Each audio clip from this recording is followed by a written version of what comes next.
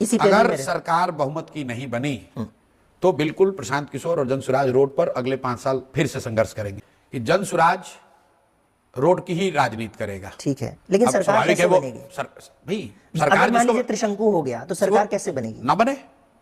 अच्छा, न बने, लेकिन किसी को सपोर्ट नहीं करेंगे। सवाल ही नहीं पैदा, किसको सपोर्ट करेंगे? यही मैं समझने की कोशिश कर रहा हूं। सवाल ही नहीं पैदा। अगर ऐसी स्थिति आ गई कि जनसुराज के कहने से ही सरकार बन रही हो या ना बन रही हो, तो जनसुराज फिर से चुनाव चाहेगा। क्योंकि लोगों के सामने दिल्ली का एक अनुभव है। कोई नहीं, वो आप कोई इसका पैरेलल नहीं है। दिल्ली में कोई 3 बरस पैदल चल के पार्टी नहीं बनाया है।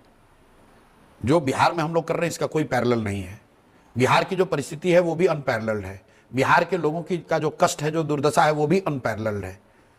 तो ये अनपैरेलल्ड सिचुएशन है। अगर आप कहते हैं ऐसी स्थिति आ गई कि जनसुराज किसी को समर्थन करे तो सरकार बने या ना बने, तो हम लोग कहेंगे भैया हम लोग कुछ नहीं कर रहे, तुमको बनाना है बनाओ, नहीं बनाना है राष्ट्रपति शासन लगाओ, नहीं करना है फिर से चुनाव कराओ।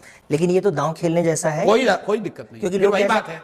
आप दाव खेलने से क्यों लोग डरते हैं? क्योंकि उनको लगता है कि उनको मंत्री बनना। हमें मंत्री बनना नहीं है। नहीं, लेकिन ये हो सकता है ना कि जनता ये कहे कि अरे यार ये तो किसी का समर्थन ही नहीं करता, अगली बार वोट नहीं देंगे। फिर हम मान लीजिए हम लोग ने वो गलती की, जनता ने फिर चुनाव हुआ, हमको 0 कर दिया, फिर हम फर्श पे आ गए। फर्श पे रहने को तैयार है।